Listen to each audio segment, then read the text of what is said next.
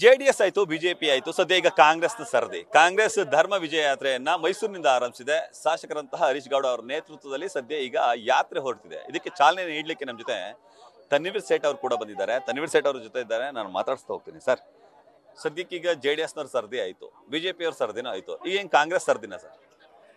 ನೋಡಿ, ಸಂದರ್ಭದಲ್ಲಿ ಇದರಲ್ಲಿ ರಾಜಕೀಯ ಮಿಶ್ರ ಮಾಡೋದು ಸರಿಯಲ್ಲ. ಇವತ್ತು ನಿನ್ನೆ ಮೊನ್ನೆ ನಾವು ನೋಡಿದಂಥದ್ದು ಏನು BJP ಅವರು JDS ಅವರು ಅವರ ಉದ್ದೇಶಗಳನ್ನೇ ಸಾರುತ್ತಾ ಧರ್ಮಸ್ಥಳ ಶ್ರೀ ಕ್ಷೇತ್ರಕ್ಕೆ ಹೋಗಿರುವಂಥದ್ದು. ಇವತ್ತು ನಮ್ಮ ಭಾಗದಿಂದ ಭಕ್ತಾದಿಗಳು ಶ್ರೀ ಕ್ಷೇತ್ರ ಧರ್ಮಸ್ಥಳದ ದರ್ಶನಕ್ಕೆ ಹೋಗುವಂಥದ್ದು, ಇದಕ್ಕೆ ಕಾಂಗ್ರೆಸ್ಸಿನ ಹೆಸರು ಹಾಕುವಂಥದ್ದು ಸರಿಯಲ್ಲ. ಅದರ ಜೊತೆಗೆ ಧರ್ಮ ಆಚರಣೆ ಬಂದಂತಹ ಸಂದರ್ಭದಲ್ಲಿ ಇದು ಯಾವುದೇ ಒಂದು ರಾಜಕೀಯ ಪಕ್ಷದ ಸೊತ್ತಲ್ಲ. ನಮ್ಮಲ್ಲೂ ಅನೇಕ ಭಕ್ತಾದಿಗಳಿದ್ದಾರೆ. ಅವರೆಲ್ಲರೂ ಹೋಗುವಂಥದ್ದಕ್ಕೆ ಯಾರು ನಿರಂತರ ಮಾಡಕ್ಕೆ ಸಾಧ್ಯ ಇಲ್ಲ. ಟಕ್ಕರ್ ಕೊಡ್ಲಿಕ್ಕೆ ಹೋಗ್ತಿದ್ರಿ ಅಂತ ರಾಜಕೀಯವಾದಂಥ ಉದ್ದೇಶಗಳಿಗೆ ಅವರ ಸವಾಲಿಗೆ ತಕ್ಕಂಥ ಉತ್ತರ ಅಂತಾದರೂ ಭಾವಿಸ್ಕೊಳ್ಳಿ, ಅಥವಾ ಶ್ರೀ ಕ್ಷೇತ್ರ ಧರ್ಮಸ್ಥಳದ ಭಕ್ತಾದಿಗಳಿಗೆ ಆಗಿರುವಂಥ ನೋವನ್ನು ಇವತ್ತು ಆ ನೋವನ್ನು ಸಮಾಧಾನ ಮಾಡುವಂಥದ್ದಕ್ಕೆ ಭಕ್ತಾದಿಗಳು ಮಂಜುನಾಥನ ದರ್ಶನ ಮಾಡ್ಕೊಳ್ಳುವಂಥದ್ದು ಅವ್ರಿಗೆ ಕೇಳ್ಬಿಟ್ಟು ಮಾಡಬೇಕು ಅನ್ನೋದಲ್ಲ. ನಮ್ಮ ಈ ಭಾಗದಿಂದ ಇವತ್ತು ಏನು ಭಕ್ತಾದಿಗಳು ಹೋಗ್ತಾ ಇದ್ದಾರೆ, ಆ ಭಾಗದಲ್ಲಿ ಇರುವಂಥ ಅಪಸ್ವರಗಳು ಏನಿದೆ ಅದರ ನಿರ್ವಹಣೆ ಮಾಡೋಕ್ಕೆ ನಾವು ಹೋಗ್ತಾ ಇರುವಂಥದ್ದು. ಇದರ ಜೊತೆಗೆ ಶ್ರೀ ಕ್ಷೇತ್ರ ಧರ್ಮಸ್ಥಳದ ಬೆಂಬಲಕ್ಕೆ, ಯಾಕಂದರೆ ಮಂಜುನಾಥನ ಕೃಪೆ ಎಲ್ಲರಿಗೂ ಬೇಕು. ಶ್ರೀ ಕ್ಷೇತ್ರ ಧರ್ಮಸ್ಥಳದ ವಿಚಾರಕ್ಕೆ ಏನು ಅಪಸ್ವರ ಹೇಳ್ತಾ ಇದ್ರೆ ಅದು ಆಗ್ತಾ ಇರುವಂಥದ್ದು ಸರಿಯಲ್ಲ ಅನ್ನೋದಕ್ಕೆ ನಾವು ನಮ್ಮ ಬೆಂಬಲವನ್ನು ವ್ಯಕ್ತಪಡಿಸಕ್ಕೆ ಹೋಗ್ತಾ ಇರೋದು. ಬಟ್ SIT ತನಿಖೆ ನಡೀತಿದೆ ಸರ್, ನಡೀತಿರೋ ಸಂದರ್ಭದಲ್ಲೇ ನೀವು ಈ ರೀತಿ ಹೋದ್ರೆ ಹಸ್ತಕ್ಷೇಪ ಮಾಡ್ದಂಗೆ ಆಗಲ್ವಾ ಅಂತ?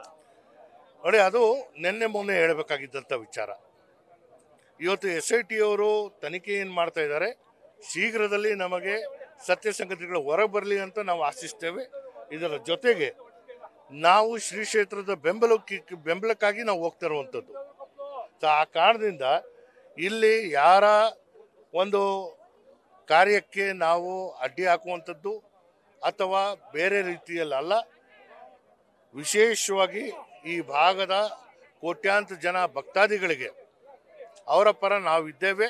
ಶ್ರೀ ಮಂಜುನಾಥ ಕ್ಷೇತ್ರಕ್ಕೆ ಯಾವುದೇ ಅಪಸ್ವರ ಸರಿಯಲ್ಲ, ಸತ್ಯ ಸಂಗತಿಗಳು ಹೊರ ಬರಲಿ ಅಂತ ನಾವು ದೇವರಲ್ಲಿ ಪ್ರಾರ್ಥನೆ ಮಾಡಕ್ಕೆ ಹೋಗ್ತಾರೆ.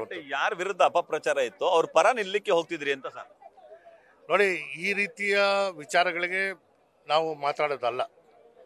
ಇವತ್ತು SIT ತನಿಖೆ ಆದೇಶ ಮಾಡಿದಂತಹ ಸಂದರ್ಭದಲ್ಲಿ ಯಾರ್ಯಾರು ಸ್ವಾಗತ ಮಾಡಿದ್ರು ಅವರೇ ಅಪಸ್ವರ ಎತ್ತಾ ಇರುವಂಥದ್ದು. ಸೊ ಆ ಕಾರಣದಿಂದ ಇವತ್ತು ಒಂದು ತನಿಖಾ ದಳ ಕೆಲಸ ಮಾಡ್ತಾ ಇದೆ. ಸತ್ಯ ಸಂಗತಿ ಹೊರ ಬರೋ ತನಕ ನಮ್ಮಲ್ಲಿ ತಾಳ್ಮೆನೂ ಇರಬೇಕು.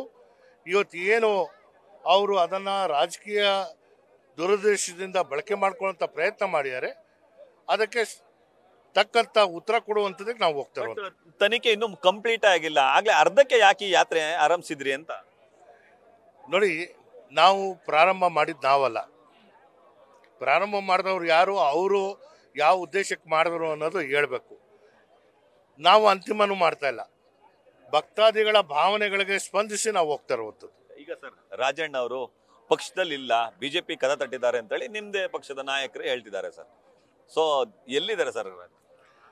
ನೋಡಿ, ನಾನು ಬಹಳ ಜವಾಬ್ದಾರಿಯುತವಾಗಿ ಮಾತಾಡ್ತೇನೆ. ಚುನಾವಣೆಗಳ ನಂತರ ರಾಜಣ್ಣವರು ಕಾಂಗ್ರೆಸ್ ಪಕ್ಷದ ಶಾಸಕರಾಗಿದ್ದಾರೆ.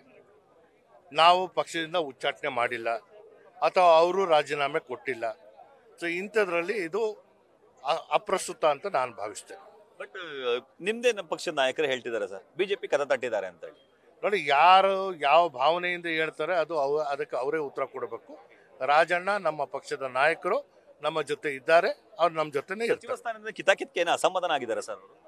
ನೋಡಿ, ಅಸಮಾಧಾನ ಅನ್ನೋದು ಈಗ 138 ಸ್ಥಾನಗಳನ್ನ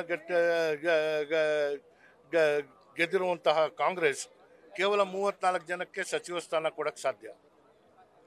ಆ ಸರದಿಯಲ್ಲಿ ಕಾಯ್ತಾ ಇರುವಂಥ ಅನೇಕರು ಇದ್ದಾರೆ. ಸಚಿವ ಸ್ಥಾನ ತೆಗೆದಿದ ತಕ್ಷಣ ಅವರು ಅಪಸ್ವರ ಎತ್ತಾರೆ ಅಂತ ಹೇಳಿದಾಗ ಯಾರು ಕಾಯ್ತಾ ಕೂತಿರೋ ಅವರೆಲ್ಲ ಏನು ಮಾಡಬೇಕು? ಇದು ನಾವೆಲ್ಲರೂ ಸೇರಿ ಕೆಲಸ ಮಾಡಬೇಕಾಗಿರುವಂಥದ್ದು. ಚುನಾವಣಾ ಪೂರ್ವದಲ್ಲಿ ಕಾಂಗ್ರೆಸ್ ಪಕ್ಷ ಏನು ಜನರಿಗೆ ವಿಶ್ವಾಸವನ್ನು ಕೊಟ್ಟಿತ್ತು, ಅದಕ್ಕೆ ತಕ್ಕಂಥ ಕಾರ್ಯಕ್ರಮಗಳು ಕೊಡಬೇಕಾಗಿರುವಂಥ ಅಧಿಕಾರದಲ್ಲಿರುವಂಥ ಸಚಿವರು ಮಾಡಬೇಕಾಗಿರುವಂಥ ಕೆಲಸ. ನೀವು ಕೂಡ ಅಸಮಾಧಾನ ಆಗಿದ್ದೀರಿ, ಸಿಗ್ಲಿಲ್ಲ ಅಂತಾರೆ ನೀವು ಹೋಗ್ತೀರಿ ಅನ್ನೋ ಮಾತಿತ್ತು ಸರ್. ಅದು ಮಾತಿತ್ತು. ಇವತ್ತು ನಾನು ನಿಮ್ಮ ಮುಂದೆ ನಿಂತಿದ್ದೇನೆ, ಕಾಯ್ತಾ ಇರುವಂಥದ್ರಲ್ಲಿ ಯಾವುದೇ ಅನುಮಾನ ಇಲ್ಲ. ನಾನು ಸನ್ಯಾಸಿ ಅಲ್ಲ, ರಾಜಕಾರಣಿನೇ. ಸೊ ಹಾಗಾಗಿ ನನ್ನ ಸರದಿ ಬರುವವರೆಗೂ ಕಾಯ್ತೇನೆ. ಒಂದ್ ವೇಳೆ ಬರ್ಲೇ ಇಲ್ಲ ಸರದಿ ಅಂದ್ರೆ ಏನ್ ಮಾಡ್ತೀರಿ? ಪಕ್ಷದ ನಿಷ್ಠೆ ಇರುತ್ತೆ. ನಿಷ್ಠೆ ಇರುತ್ತೆ ಅಂದ್ರೆ ಪಕ್ಷ ತೊರೆಯಲ್ಲ. ಪಕ್ಷ ಯಾವುದೇ ಕಾರಣಕ್ಕೂ ತರಲ್ಲ. ಯಾಕಂದ್ರೆ ಪಕ್ಷದ ತತ್ವ ಸಿದ್ಧಾಂತ ನನ್ನ ಜೀವನದಲ್ಲಿ ಅಳವಡಿಸ್ಕೊಂಡಿರೋದ್ರಿಂದ ಅದು ಬಿಟ್ಟು ನಾನು ಬೇರೆ ಪಕ್ಷವನ್ನು ಅಪ್ಕೊಳ್ಳುವಂಥದ್ದಕ್ಕೆ ಸಾಧ್ಯನೇ ಇಲ್ಲ. ಸಚಿವ ಸಂಪುಟ ವಿಸ್ತರಣೆ ಆಗುತ್ತೆ ಅನ್ನೋ ವಿಶ್ವಾಸ ಇದೆಯಾ ಸರ್? ಯಾವಾಗ ಏನಾಗುತ್ತೆ ಅನ್ನೋದನ್ನ ಕಾದ್ ನೋಡೋಣ. ನಾನು ಆಸೆ ಇಟ್ಕೊಂಡು ಇಂಥದ್ದು ಇವತ್ತಾಗುತ್ತೆ ಅನ್ನೋದನ್ನ ಆ ಆಸೆನಲ್ಲಿ ನಾನಿಲ್ಲ, ಅಂತ ನಿರೀಕ್ಷೆ ನನಗಿಲ್ಲ. ಅವಕಾಶ ಬಂದಾಗ ಖಂಡಿತ ಕೆಲಸ ಮಾಡಕ್ಕೆ ಮುಂದಾಗ್ತೀವಿ. ಇದಿಷ್ಟು ಕಾರ್ಯಾಧ್ಯಕ್ಷರಂತಹ ತನ್ವೀರ್ ಸೇಠ್ ಅವರ ಮಾತುಗಳು. ಕ್ಯಾಮ್ರಾಮನ್ ವಿನಯ್ ಜೊತೆ ರವಿ ಪಾಂಡವಪುರ, ನ್ಯೂಸ್ ಫಸ್ಟ್ ಮೈಸೂರು.